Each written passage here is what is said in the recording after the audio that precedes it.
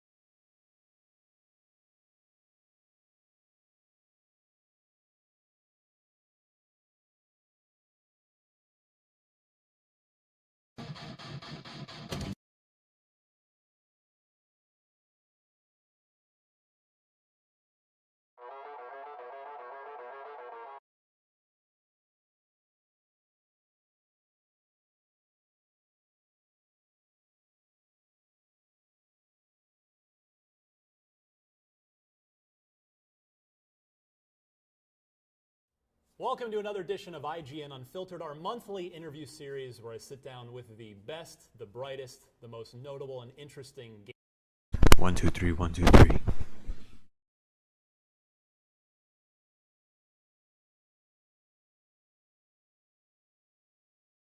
Hello, hello, hello.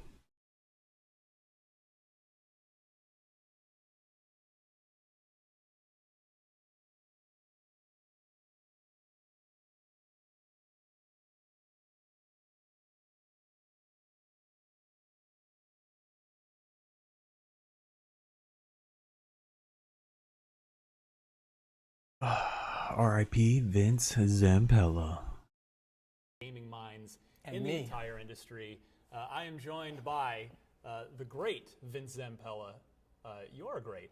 You've made some great games. We're going to talk about all of those. Vince, you, of course, you go back, let's see, Medal of Honor Allied Assault. We'll get to that. That was, and then, of course, on to founding Infinity Ward and the Call of Duty franchise, little thing you may have heard of.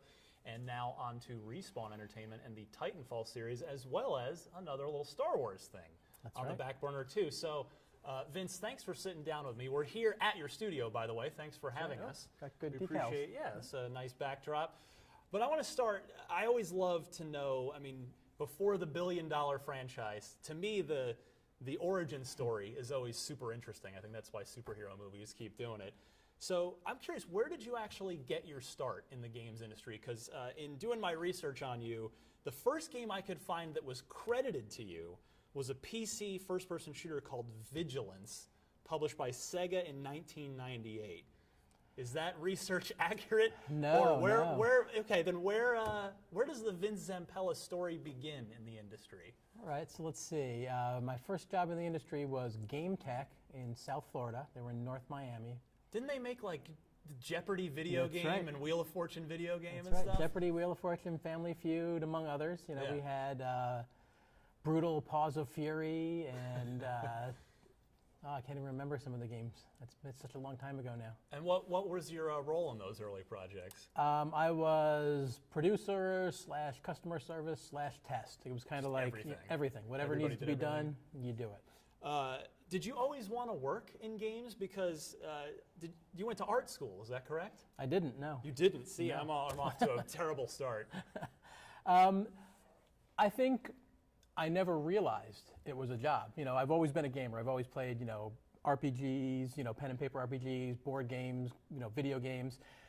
It never occurred to me that that's something that people will pay you to do. Yeah. So the opportunity came up to work at GameTech, and I immediately like switched into it and was like, well, yeah.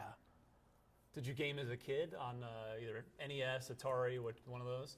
Yeah, Atari. I had Atari 2600 all the way. You know, I had a Pong system actually before that at some point, and then I had the Atari 2600. I had a Commodore 64. I had what other systems did I have? PCs, of course, at some point. And Any childhood favorite games? Any ones that stand out from your youth?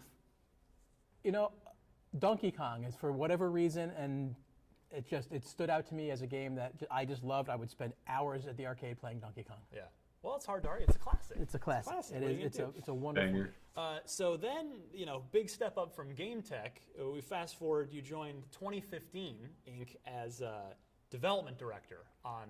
Well, Medal of actually, there Honor. was some steps in between there. Okay. So I went from GameTech to Atari, actually.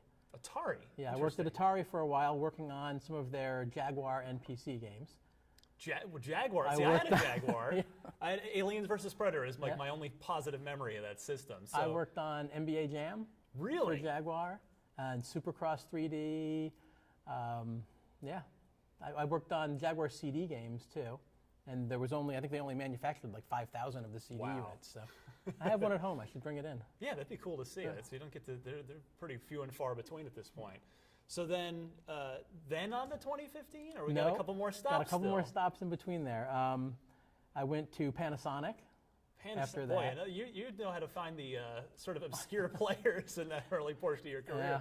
Yeah, I guess so. That was Panasonic Interactive Media was the division, and they did. They were at that point when I joined. They were ramping down the 3DO, so they still had some 3DO games in production. Some I had to finish, some I had to kill, and then they were making the transition into try to be multi-platform. Right. Yeah, the notoriously expensive 3DO That's console right. back then. It's another one for the archives. If you've That's got right. one of those sitting around, that's a good one to hang on to. I too. might actually. I need to look. I need to open up the boxes in my garage that have been sitting dormant. So you then- then No, then No, I we're went still- to Sega. okay, and Vigilance. Is That's that- where I were. That's right. Vigilance was at Sega. This was Sega Soft. Yeah. So moving up the ranks a little bit. Just Yeah, we kinda did a getting game some called- experience under your belt. yeah, it was we worked with a guy named Larry Pacey, who I partnered with now on the mobile stuff. He and I worked there together, and he and I, knew each other from growing up. We, gamed together for a long time. Worked on a game called 10-6, which was the million-player game. We never hit a million though. Vigilance, and then there was a game called Skies. Okay. And Skies never ended up shipping because it was a massive multiplayer and the budget went out of control, and that's when Sega was cutting some costs. Right. So, then I went to 2015. Okay, and that's where the modern Vince Zampella story begins, I think it's fair to say, because that is where you were working on, of course, you led the team on Medal of Honor Allied Assault, which really was the first significant sort of history-based first-person shooter, I think it's fair to say. Maybe. Or at least kicked off, if it wasn't the first, it sort of really got things going. It was definitely one of the more popular, yeah. So there was a rumor on that like Spielberg approached you guys to do it? So how it happened was Spielberg owned Amblin, DreamWorks Interactive. Yeah. That was purchased by EA at some point. I'm not sure what the timing was there. So EA was working on Medal of Honor for the PlayStation. Mm-hmm. They were going to do a PlayStation 2 version. They approached us to do a port of the PlayStation 2 version to PC. Right. We said, how about we just make a wholly unique game because we can do something better. Yeah, a PS2 to PC port probably wouldn't have gone over super well at that point with where the first-person shooter genre was, I That's imagine. right. So you say, and you got them to, because that's probably going to cost a lot more money than just a port job, right? So you guys got them to say yes to that. It would cost more, but not, I mean, at that point we were a small team. We were only, we finished that game with around 22, 23 people, I think. Wow. So, I mean, we were a very small, hardworking team. So my research has been awful so far. I'm already. I like this though, that the but no, internet I'm doesn't have me human. pinned. I'm human. It's fine. Is 2015 where you met your future longtime collaborator Jason West? No, actually, when we were working on that game Skies at Sega, we partnered with Paradigm Entertainment down in Dallas, Texas. Jason worked there. Okay, gotcha. Did you guys hit it off right away? No. No. No, there was actually some friction. I was the publisher, they were the developer, so there's always that, that Overlord. friendly fiction, we'll call it, But I appreciated what he did. Yeah.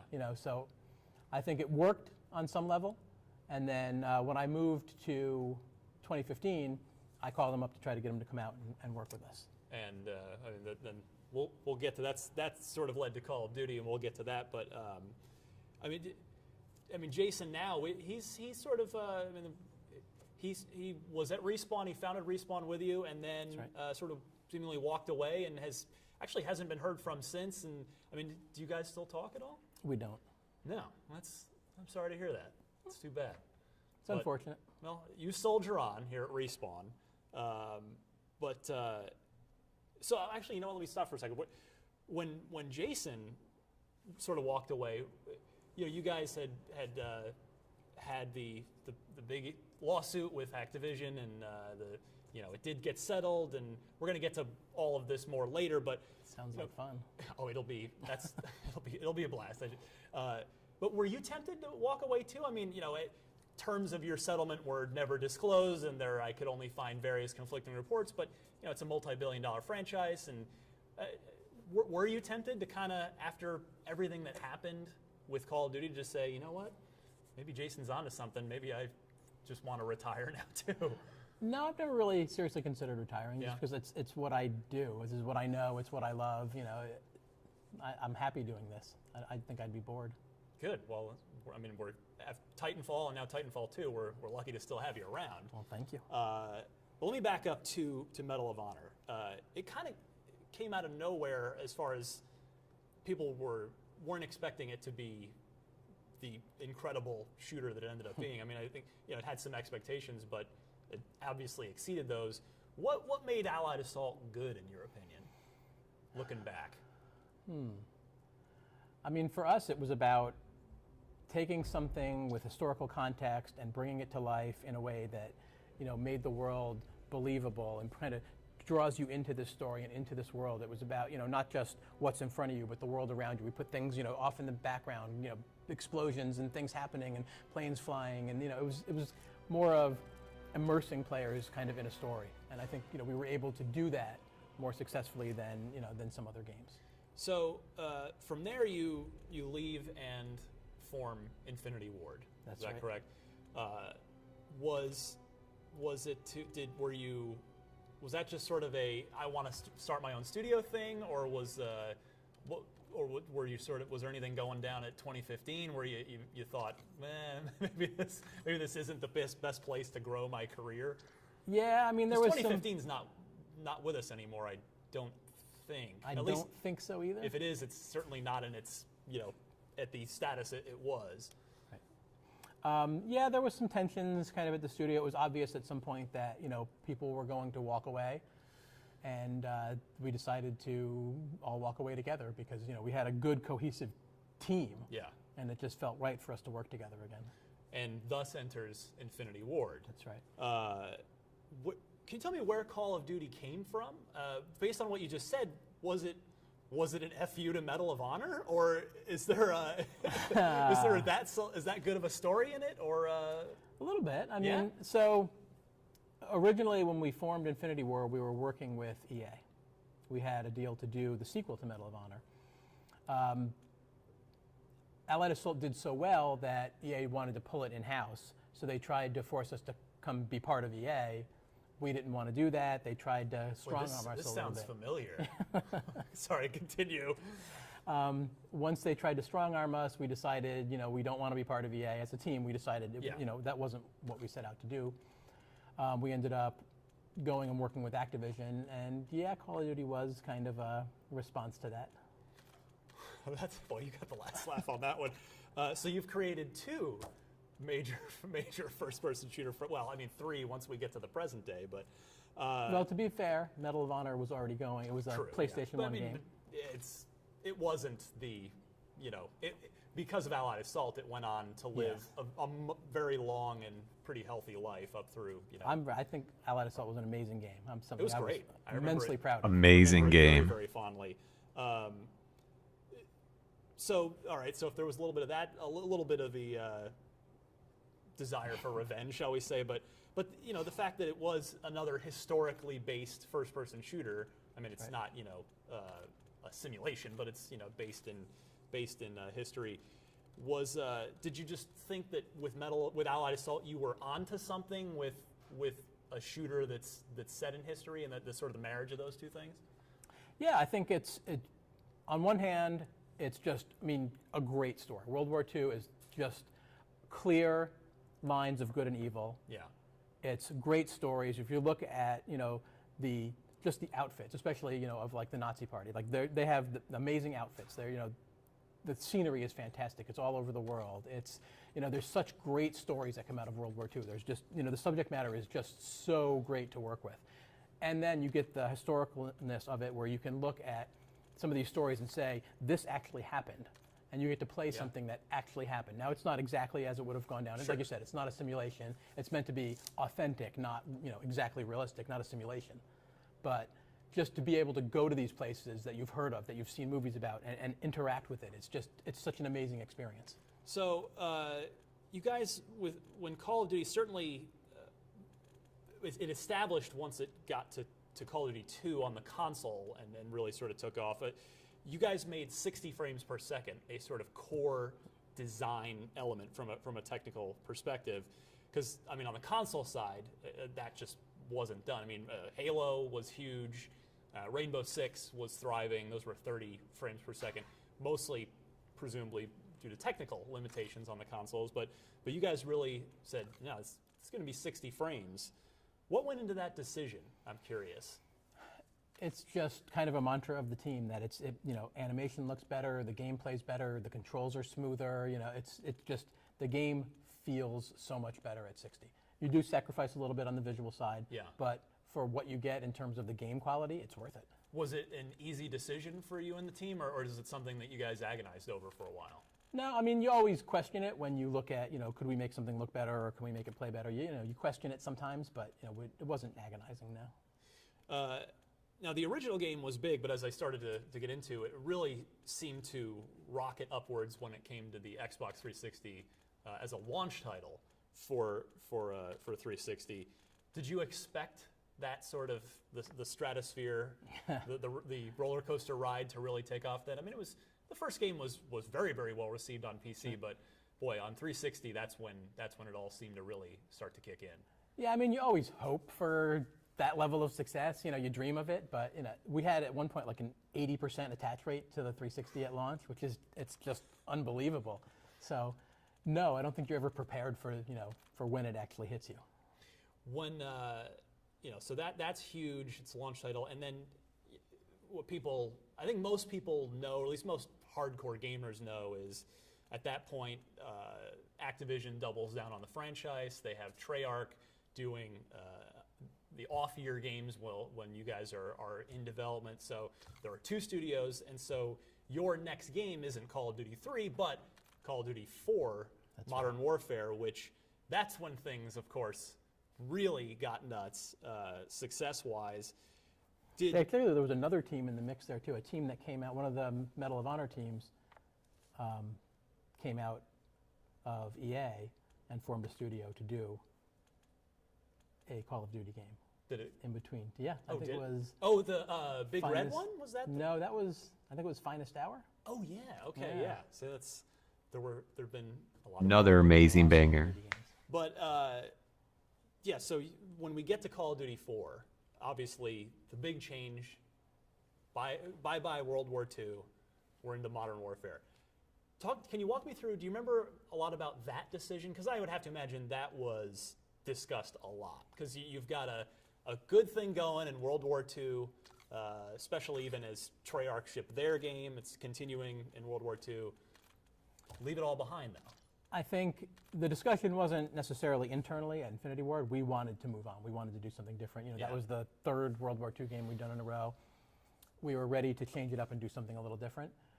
The discussion, became between us and Activision of, should we switch? Like you said, it's a good thing. Right. Do you want to change the formula?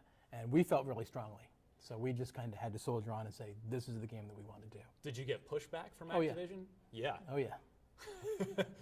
I mean, clearly you won, but was it a hard-fought battle? Or, I mean, you'd think that they would trust you after you've created this big mega franchise, but I guess maybe that's publishers don't always see it. Like you said, change is hard. It's risky, and they have stockholders that they have to report to, and they want to keep the formula going as consistently as possible. Do you ever now? It's after Modern Warfare is 9 years ago at this point. When again, I mean, 1 was great, 2 was huge, and then 4 was stratospheric. Do you ever stop and just maybe driving to work? Do you ever stop and think, I made $1 billion franchise? Is that ever a thought that just goes into your mind, or is it just either a part of your past or just too even surreal to process? No, it's such kind of a part of common culture nowadays that, like I'll just be watching TV or a movie or something like that, and they talk about Call of Duty like it's, like, oh, everybody knows Call of Duty. That's when it hits you like, wow, to be part of something that is just, so well known and so out there in the world is just, it's a little unnerving, Were you, it was really, I mean, the single player, the campaign was great. There were so many just big moments in it. But really, multiplayer, I think, was the key to that game becoming legendary. And the perk system and the leveling system, the progression was just not a part of first-person shooter multiplayer at that time. Were you guys expecting it to take off the way it did? Again, I think you have that dream of the game being popular, but you never know. I don't think you're ever ready for that level of success where it just becomes. It kind of took over. It was the game that now everybody had to buy every year because their friends were all playing it, and it's a given. So no, I don't think anyone's ever ready for that. Like, was there ever a moment for you where, I don't know if you're out at a mall, like maybe you pop into a GameStop and somebody recognized, was there ever a moment where it just sort of hit you of how big Call of Duty had become? Yeah, I think it happens, from time to time. I think even today, or something, there'll be, I see it somewhere or see it mentioned, from people that you wouldn't think would know games at all, Yeah. Or if I'll talk to people and, I'll tell them what I do and they say, oh, I don't really know video games. Call of Duty? Oh, of course I know Call of Duty. It's kind of like it's reached such a level. Yeah. Can you take me back? So, we get to Modern Warfare 2, also enormous. It just builds on the success of Modern Warfare 1. Things are bigger than ever. Is there pressure at that point? I'm talking about just internally with yourselves, forgetting about Activision or the public or anywhere else. Are you guys thinking, because that's, you come into work and you're on to your next project, which at that point is Modern Warfare 2, and Modern Warfare has taken off. Are you guys sitting around going, what do we do now? How do we top this? No, I think, when you're kind of developing a game, it's very creative. A lot of ideas come out. You have a lot of things that you kind of get to and you can do really well and you hone them into this experience. And there's just naturally a lot of things left on the table that you didn't have time to explore or didn't get to yet. So I think you finish up one game, especially, being a sequel, you just have 100 ideas just already ready to go that you're just thinking, how can I push this in? What can I, make this, how can I make this work? So I think you start off with like a real hunger for the next thing. How can I get there? Do you get, so when you're starting on that, do you now have basically not that you didn't before, but do you have like ultra carte blanche from as far as the budget goes? Can you just kind of ask for anything and get it and be able to, just have a little even more freedom than you may have before? I don't know, because we never really approached it like that. We were always very strict with, with what our budget was and our time frame. It was, we didn't overspend. We made very cost-effective games because our team was relatively small, and we got them done on time. Yeah, every 2 years, like clockwork, you guys did do it and get a polished, excellent game out. Yeah. And I think as time goes on and on, the games get bigger and bigger. There's a lot more assets that you need to create, and a lot more, so the games have gotten bigger, the teams have gotten bigger. A thing that that I always kind of cracked up at looking at the fine print on your Call of Duty games is up until your last one, up through Modern Warfare 2, it was actually based on the Quake 3 engine, right? I mean, I'm sure you guys had pretty much gutted everything, but the whole thing started as a licensed Quake 3 engine game? That's right. Even Modern Warfare 2 shipped with some of that in there. What, I guess was kind of the id Software Tech the obvious choice back then? I guess it was sort of, did you consider Unreal or any of the other ones when you're building Call of Duty? I think a lot of our guys came from a Quake modding background, and we had worked with that engine in the past, so it made sense for us to go with it. It was a good engine to modify. It was fast. It was it just felt good. Was John Carmack lining his pockets every time you guys shipped a $1 billion Call of Duty game, just with his little piece? We had a pretty good deal. At some point, we just bought the engine out. Yeah. And they made some money, as they should. Sure. It was a fantastic tech, and it helped us get the game done. Makes sense. So, so then at Modern Warfare 2, then of course we get to the very newsworthy event that you found yourself wrapped up in, and that was your last day at Infinity Ward. Can you take me back to your last day and tell me a little bit about it? I mean, was it expected? Was it I don't know. I just want to kind of turn the floor over to you and see if it's been a while. I'm wondering, as I think I'm certainly curious what that was like to go through for you. Yeah, that was a while ago now, 6-7 years, right? Expected, yes and no, I guess. You kind of, in the back of your head, things aren't going well. Yeah. But it's always a bit of a surprise when it comes to that level, So. The reports were that you were ushered out of the building. Out of Activision. We actually went down to Activision headquarters to meet with them. And then we were ushered out of there. And we were not allowed to go back to Infinity Ward. Wow. Damn. So, were you expecting it? Like I said, it was, it's possible, but it's still unbelievable when it actually happens. It's still kind of, stunning. When in the aftermath of that, did a lot of developer friends reach out to you with support, or is it kind of Vince is a little radioactive right now? Maybe I should stay away. No, there was a lot of support. Yeah, there was a lot of people that were. I think some people just wanted to find out what happened and see if it was true, and some people were, being thoughtful and offering support as well. I would actually expect? Did a lot of publishers pick up the phone and call you? I'm thinking, hey, if Vince Zampella and potentially his crew at Infinity Ward are free agents, these guys just have created a $1 billion franchise. I should sign these guys up. I mean, is your phone ringing off the hook? Yeah, we received quite a lot of calls. So that was very, very happy to see that. Does it even make you feel better at that point, or is it just? It does. Yeah, absolutely. It does. Good. Yeah. Because I would think. I talked to Marty O'Donnell on this show about his. He was embroiled in a lawsuit with his very long-time employer at Bungie, and he talked about the sort of stress of that. Yeah. How did you deal with the? Was it stressful for you, or did you kind of do the lawyers deal with the stress, or how was that situation for you personally?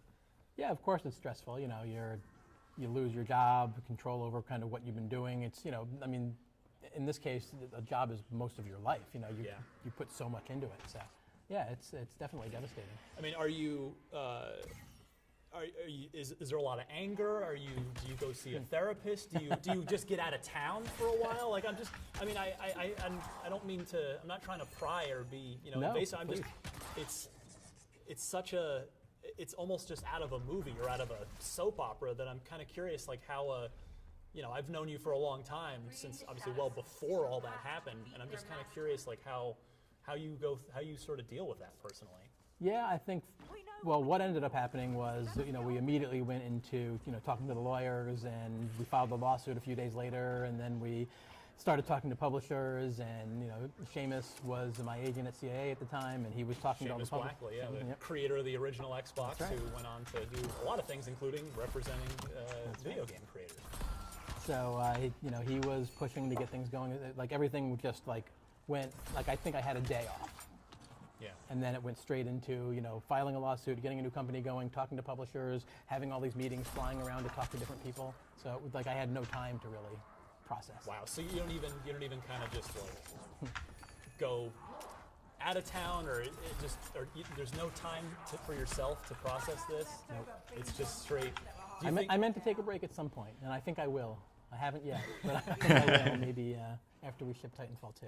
I mean, would you have any advice for yourself? Like, if you could go back in time now, would you have any advice for yourself on managing it, or do you feel like you kind of got through it okay? I think I got through it okay. I mean, sometimes a break sounds nice, but other times maybe that's, what are you just going to sit around and be miserable and Right. worry about what's going to happen? Right. Or you can just get up and make things happen. Which you did. Holy You babe. started respawn pretty quickly, but I mean, how did your family react? I promise I'll move on from on to happier times. But you come home and do you come home and just have to explain the situation? I did. I mean, especially I worried that my kids would hear it, from other kids at school or something Yeah. like that, because the news had kind of gotten around, pretty quickly. Yeah. So I kind of just set them down and let them know what happened, and they were a little worried, like, what does this mean for us? And my answer was, don't worry, I'll take care of it. And it seemed to go all right. Oh my god. So Respawn, 2010. A lot of the team came with you. A lot of them. There was I don't know if the official numbers were released, but it was a substantial portion of them from everything I could find. I recognized a lot of people that sent in resumes. It was happy times. Did that showing make you feel good? Did that Absolutely. that showing of loyalty? Absolutely. Yeah, I mean, how do you? Yeah, I don't know how you even process that. It's we opened up the company. It was just Jason and I. We Yeah. started the company. We didn't know what the reaction would be. Some of it's based on probably how well Activision was treating the people and what they were doing to try to lock them down. And Right. you never know what's going to happen. And for us to get that much interest was, it floored me. So does that spur a wave of just ideas? Are you guys all like? I would have to think that in that sort of strange dark period, but you've now birthed this new thing, and was the energy just more vibrant than ever for you and your team? I would say it was an odd period because I think we never intended to grow that fast. But when you have, these amazing developers that you work with, you have this relationship with that want to come with you, Yeah. you take them, I'm not going to pass that up. I'm not an idiot. But we had I'm not a an big team. idiot. We were like up to 43, 44 people, something like that, in a month. Right. So, With no game. With no game yet. No idea, no anything. So it was, okay, now let's all sit down and try to figure out what this game is. And you remember those 42 people or whatever also filed their own lawsuit against Activision. So I think we were all, there was a mixed energy of, this weird lawsuit distraction and this, great energy of, we want to make a game, and what those ideas were, ranged all over the board. So there wasn't a here's the game we're going to make. It was throw out ideas, argue over it, fight over it, and have meetings about the lawsuit on the side over here. And so it was a strange time. Was I recognize weapons aren't sentient, but I think since you you sort of admitted to a little FU mode, Vince, from early Infinity Ward, with Medal of Honor. Were the group of you kind of in FU mode when the company started? No, not really. I think some of it was just trying to do something different. We wanted to stay away. I mean, it'd be human nature if you were. I mean, but Call of Duty is like my baby. Yeah. I helped create it. I don't want to see it die. Right. I want to make something different. I want to make something new and bring a new game to people. So. And that game was Titanfall. I'm curious, how quickly did you and the team hit on first the name Respawn, because obviously it's perfect under the circumstances. Do you remember who specifically thought of it? And then take me to how long it took you guys to hit on the Titanfall concept. Jason and I were kicking names back and forth, and there was a couple. I don't even remember what they were, so don't ask. Well, I remember some of them, but I won't say it. And then when that one came out, it was just like, yes, that's perfect. Like you said, it just kind of like hits you like, yeah, that's the name. Yeah. There was no discussion after that point. Well, and then how about Titanfall itself? How long were you guys sort of kicking around ideas, and then where does Titanfall come from? I'm always bad with timing on stuff like this. It just kind of all melds together. It was a while. Like we were, kicking ideas around back and forth. It was probably a year before we really. So a year of, you've got 40-something people and no game for a year. Well, we have games, we have things we're trying, we have prototypes and different things, and before we settled on what the core of the game was, though, yeah. Interesting. So let's talk about Titanfall, and that's making a new IP, especially these days, is extremely hard. I mean, as you know better than anybody, the game budgets are bigger than ever, and it's people. It's almost seemingly to me a little synonymous with film. It's like you're either a big budget franchise or you're a little indie thing, and there's not a lot of room in between. So making a new IP, it's tough to get it to catch on. But you guys did it, and we were very successful. How do you feel about Titanfall 1 in hindsight now, as we're recording here on the eve of Titanfall 2's release? I love Titanfall 1. It's not a perfect game, but there's so much in it that we got to experiment with and kind of try new things. The decision to go multiplayer only was a tough one that we kind of did agonize over. I was going to ask you about that next, yeah. So that was, a decision that we made to try to take the story elements and put them in, kind of weave them into multiplayer, because it was something new. Right. It was that desire to really just express ourselves in a different way. So I think we did that successfully. It's still not a single player campaign. So it's great to be able to now bring a new single player campaign to the table. So right. Well, yeah, with 2 now, you guys it's a full-blown single player campaign. Full-blown. I think a lot of gamers, especially maybe younger ones, who maybe they do play Call of Duty every year, they don't realize that the core crew behind the Call of Duty they love is actually your crew, and that is so. It's your team's first single player campaign in Modern Warfare 2, yeah. 7 years. So, what you guys seem to have this, whatever the secret sauce is to making a good single player or first person shooter campaign. You guys seem to have it, because a lot of games this generation, shooters have either had a real bad one or have actually skipped it altogether and just said, forget it, we're just doing multiplayer only. I mean, including Titanfall 1. So what is your secret? What is the secret to making a good I don't know that there is a secret. Campaign? I think we're a passionate team, and when we have the time to find the right idea and iterate on it and experiment and try something new, and it just, it's talent, I guess, would be the only secret. The team here is amazing. I couldn't be more proud of what they've done. We'll try and dig into this a little. What was Modern Warfare's secret to its campaign being so good? I mean, I have my opinion on it, but what's your opinion? What do you think as the guy who made it? It's a mix. Like I said, it's the team putting the details into a story that we care about and we believe in, and I don't know. It's a passion. I think you have to have the passion for it. And this team does. So with Titanfall 2, I mean, a lot of people will probably watch this after they've already played it, so they'll at least have a basis for it. I haven't played it yet, So I'm coming at this blind a little bit, but Oh, we could fix that. well, we are here, aren't we? Maybe we can. But what's so? It's really good. That's what everybody around here says. So it's a lot to live up to. Yeah, we're not biased. I would hope you would say you would love it. If you were all like, I hope you like this single player campaign, that would worry me if you were all just kind of like, well, I hope you like it. But what's sort of the new, is there sort of a philosophy that you guys hit on for Titanfall 2's campaign that is making everybody around here that I've been talking to today super excited?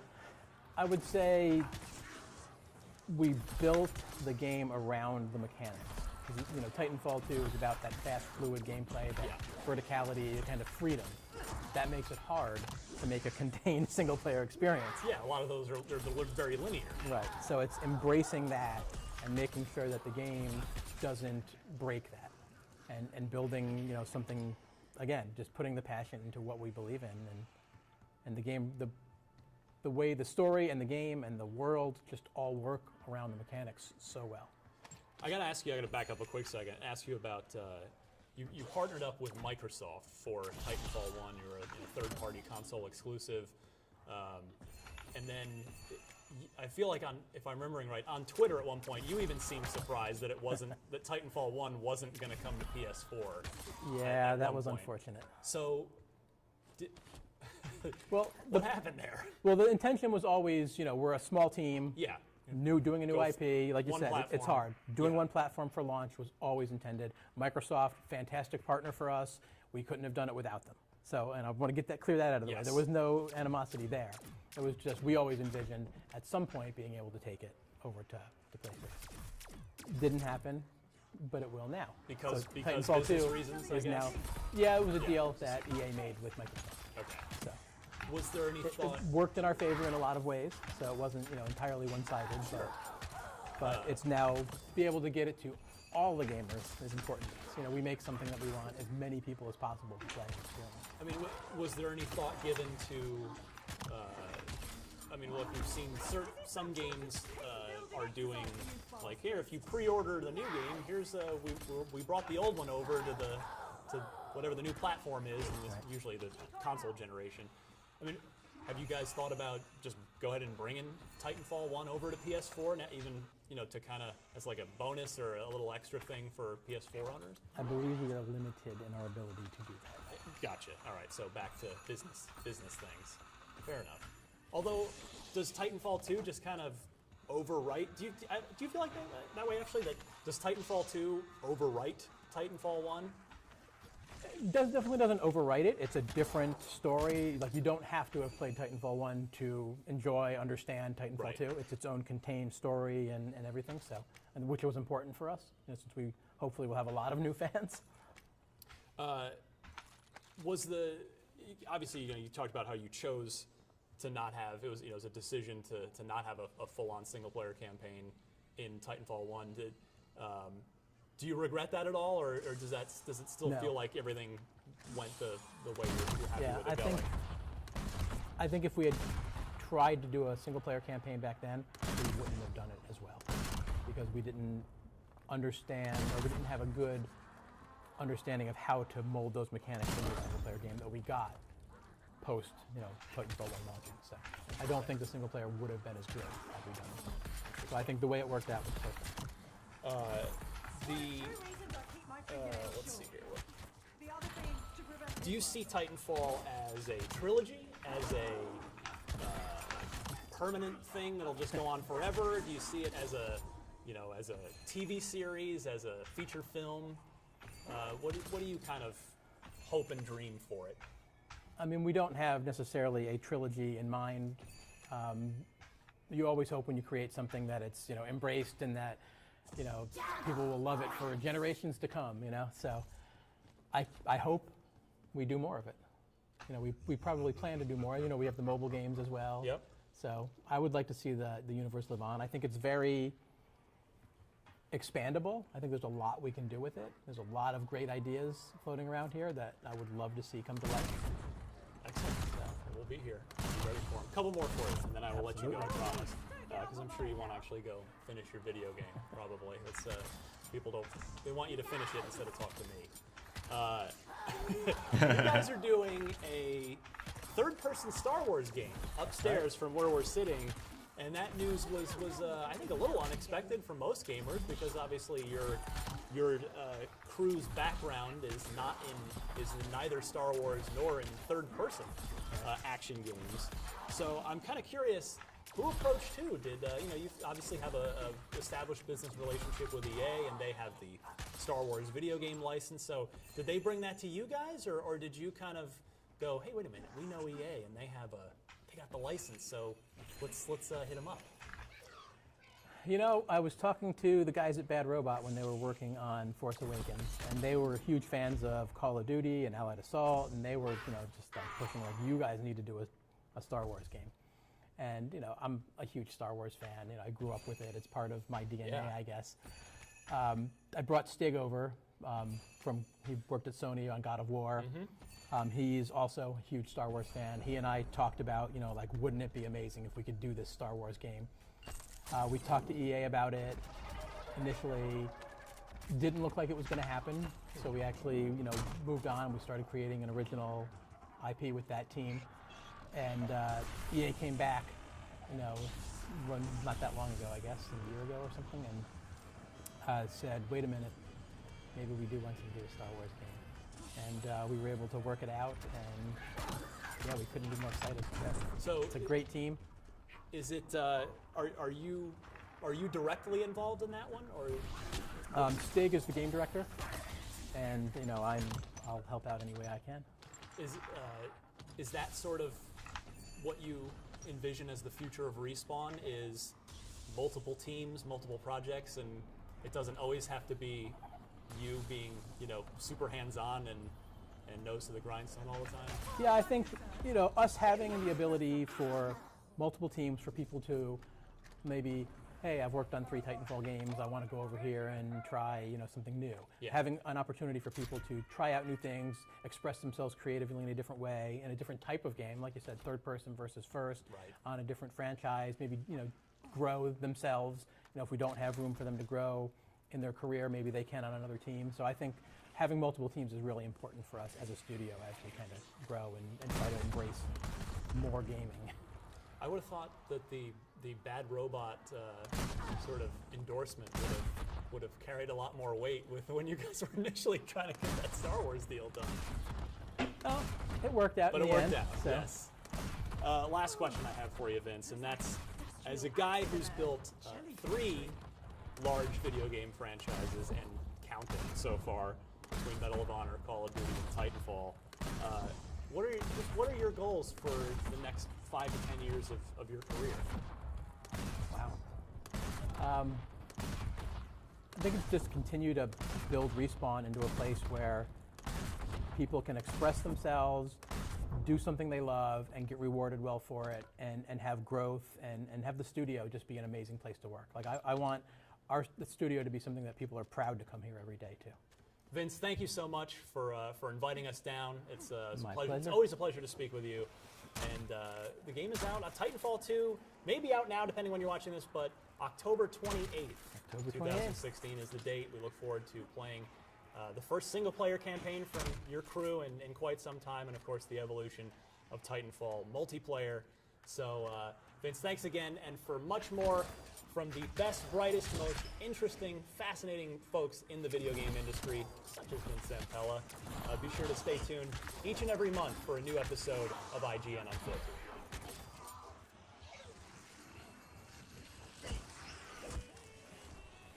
Back off! Not a bloody research grant!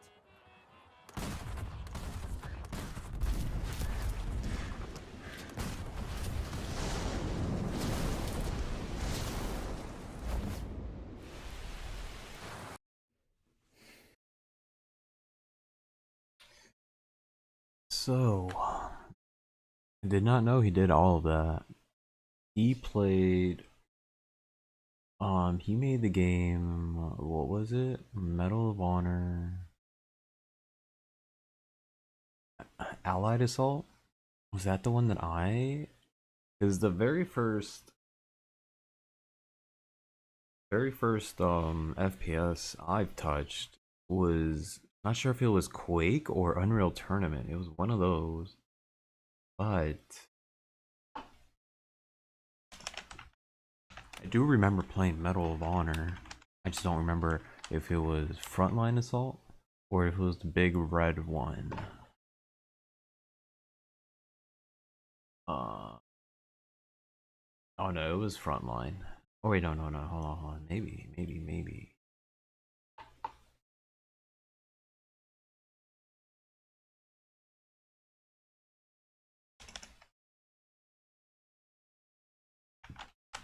Or was it the big red one?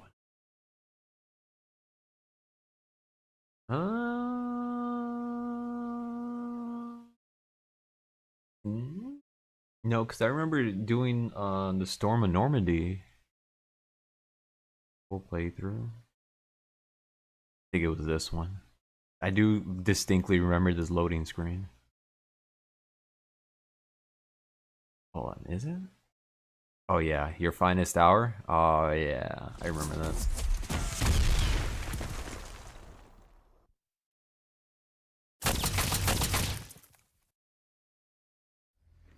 You're about to embark upon the great crusade toward which we have striven these many months.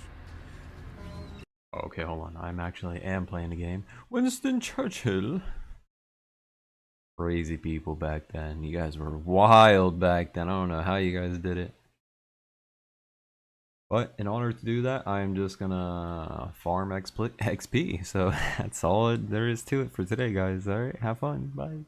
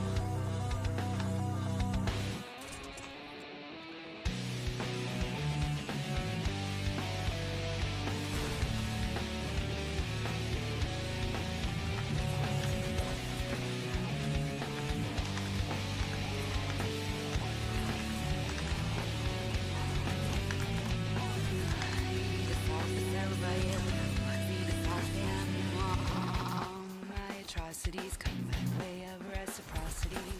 I'm chewing the bones of my own.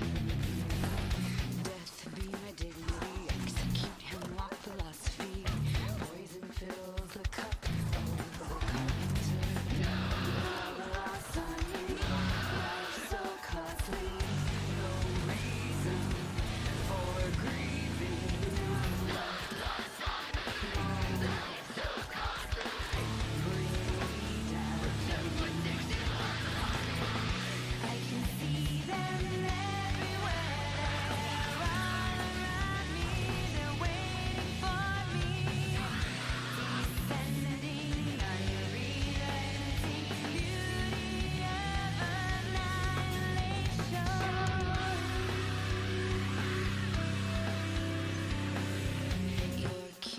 Feeding off my animosity, and the reason is treason.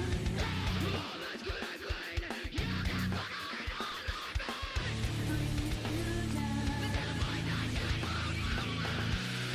can see them everywhere. They're all around me. They're waiting for me. Descending, I relenting beauty of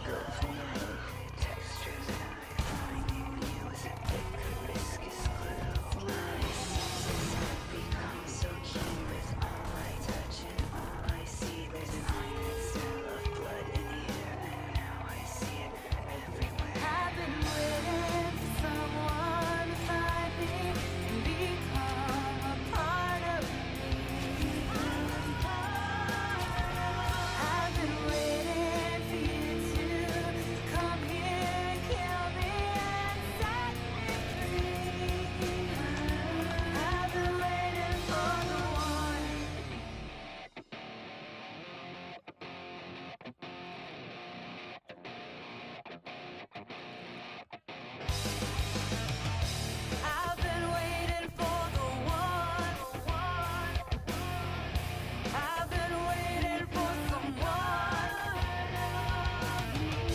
I've been waiting for you to come here and kill me. I've been waiting for.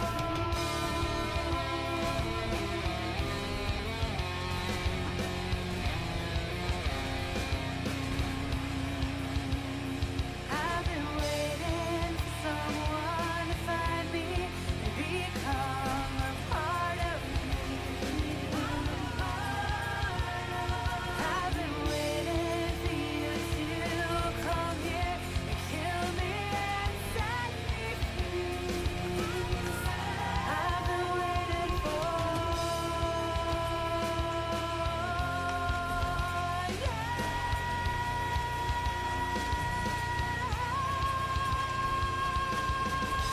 I've been waiting for you to come here and kill me. I've been waiting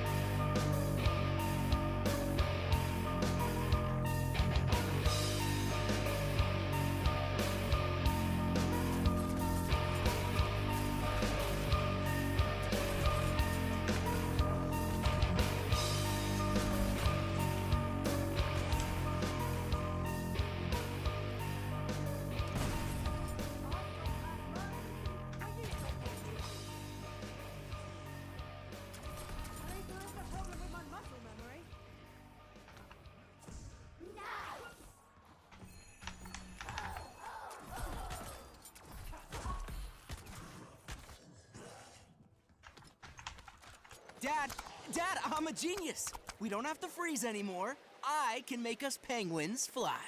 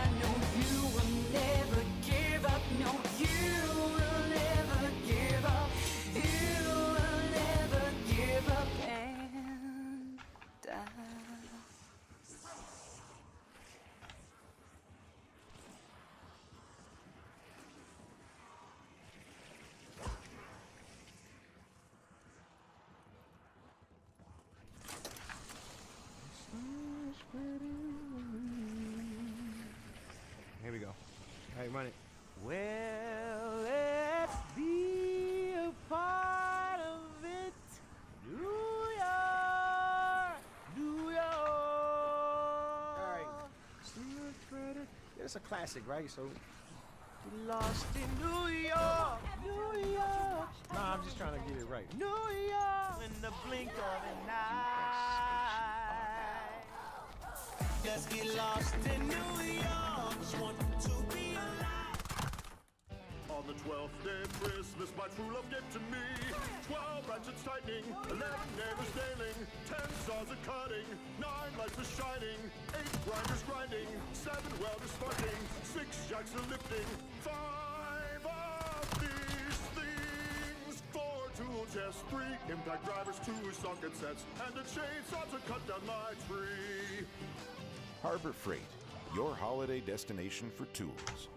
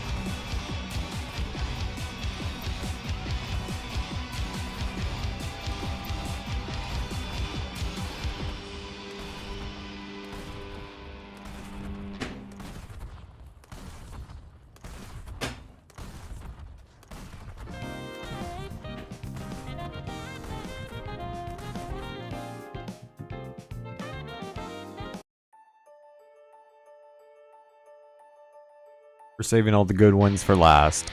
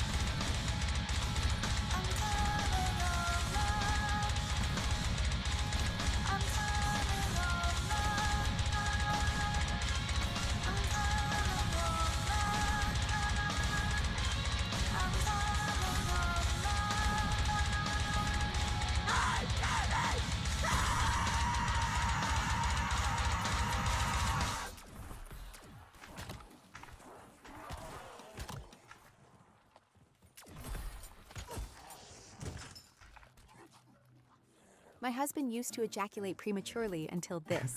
Whoa! Fun habit of ejaculating. Like a dream where I'm falling and calling out. My resistance is silent. I can feel, but I still can't control myself. Please forgive me now.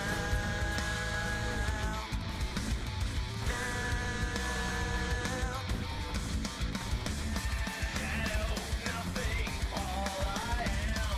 Stalking, killing, all I can. I was born from eternal night, by infernal right, and I need you carry on. Neurons fire when I violate, pupils dilate, and I feel you carry on. I could scream, but I know I won't hear myself. I'm a slave to synapses. In my dream is the sound of a lullaby calling me the one. I'm undone, and I'll all run from the chosen one. Hermit, martyr, just as planned. Asking why must I be dead? I was born from eternal night, by infernal right, and I need you carry on. Neurons fire when I violate, pupils dilate, and I feel you carry on. I bring doom and defy light. Your entire life will now cease to carry on. I've returned and I'm not alone, never to atone, and forever carry on and on until everyone is gone. Hear them begging and they're pleading and they're crying. See them bleeding and they run till they cannot carry on, carry on, carry on, carry on.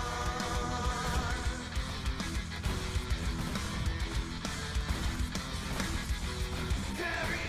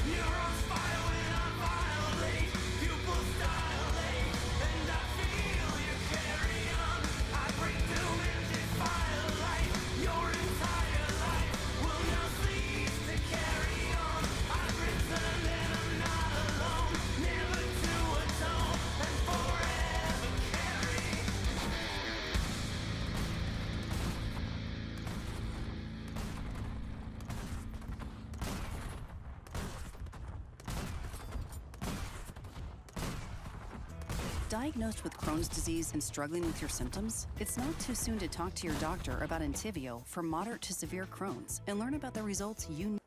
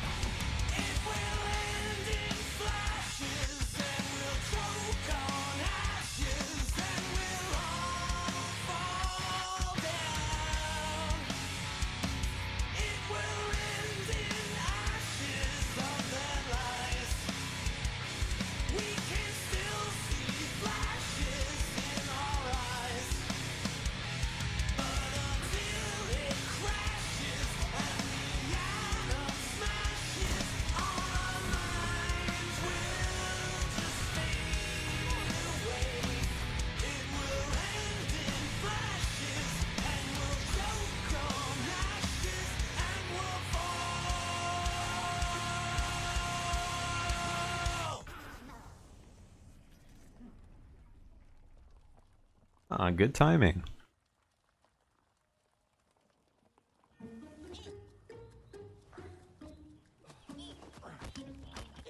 Is poor support giving you the headaches? Then it's time for a change. We engineered the new Sealy Posturepedic to help.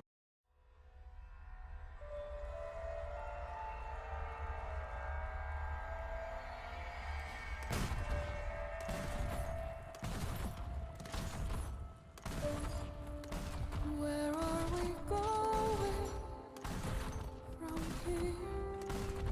Where do we go? Are we all blinded? I feel. How do we know? How do we know? Where do we go? Oh, this one's a banger. I'll play it. How do we know? Where do we go? Where are we going from here? How do we know? Where do we go?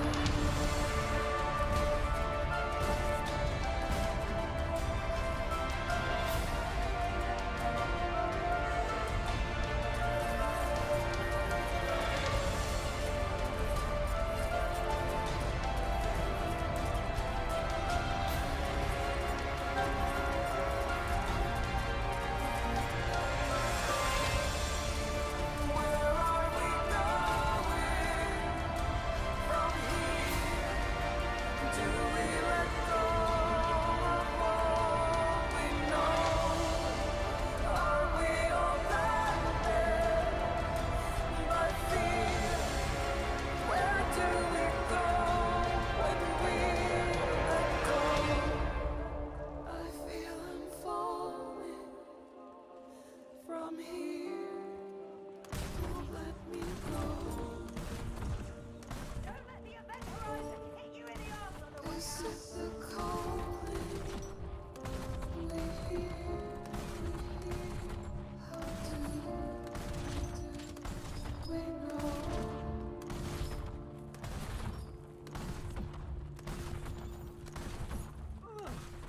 Looks like an industrial accident at a cherry factory.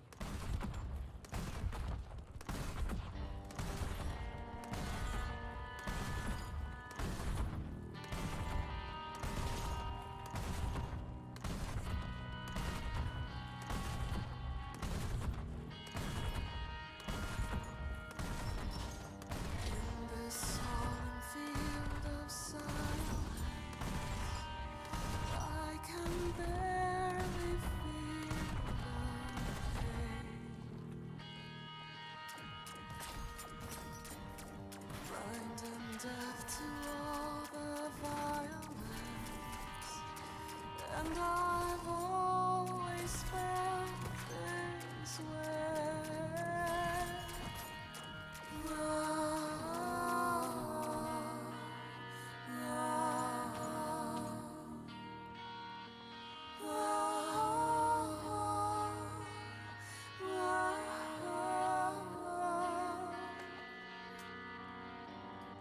On the wind, the smell of misery.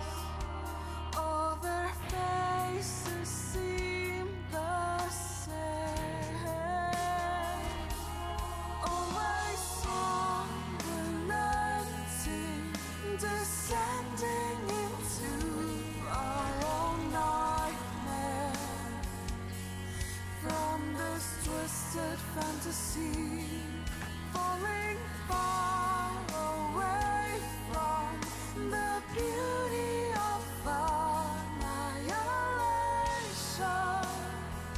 into the faceless space beyond. I am running from something I'm becoming unstoppable, and I'm coming from something that I'm running from, becoming one, always running like something might be coming to follow me, and I'm running from the something that I'm coming from, becoming one. I've become something they all run from. I want you to be gone, but I know you've just begun. Why am I now to everything I have done? There's no going back for me. Becoming has taken its toll on me. I am running from something I'm becoming unstoppable, and I'm coming from the something that I'm running from, becoming one, always running like something might be coming to follow me, and I'm running from the something that I'm coming from, becoming one. I am running from something I'm becoming unstoppable, and I'm coming from the something that I'm running from, becoming one, always running like something might be coming to follow me, and I'm running from the something that I'm coming from, becoming one. I am running from the other ones and the other ones. I'm running from, and becoming one means I'm running from all I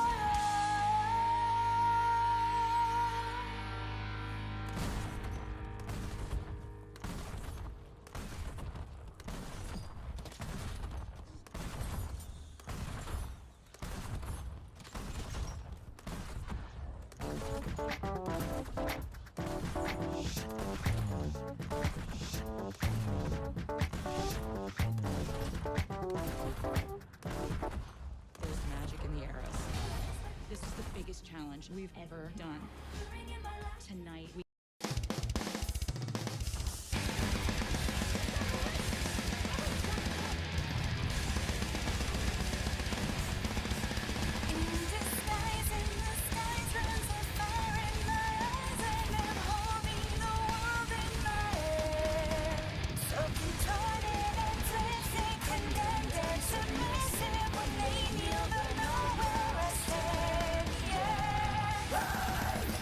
On my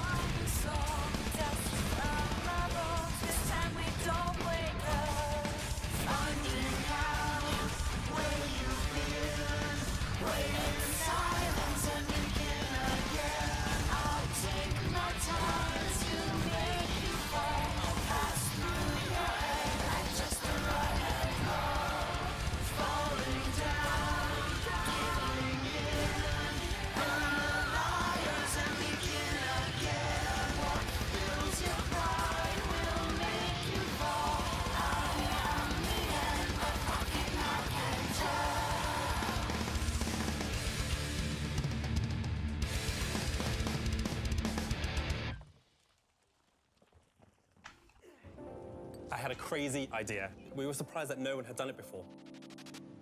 Success? Just a quick note. The toxic growth does not like my CPU. It shoots to 99 or 95 so much. So I'm gonna try to avoid getting in there, because oh my god, if I crash, I crash.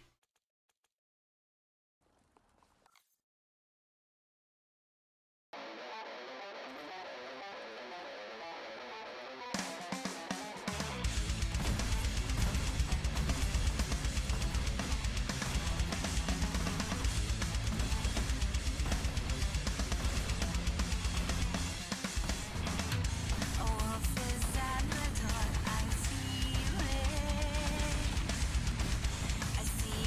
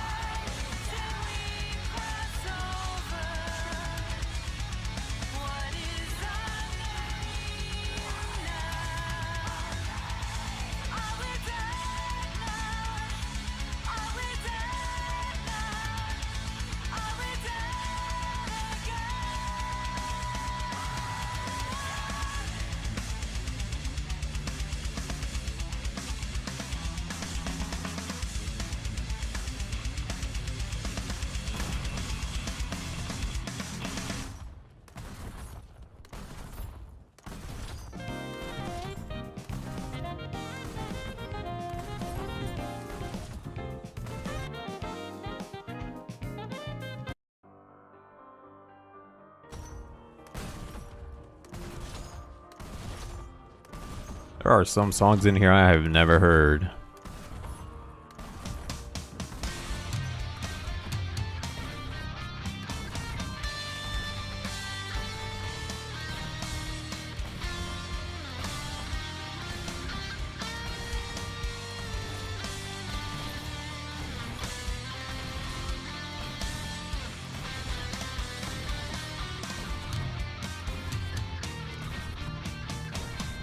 Love is abroad, is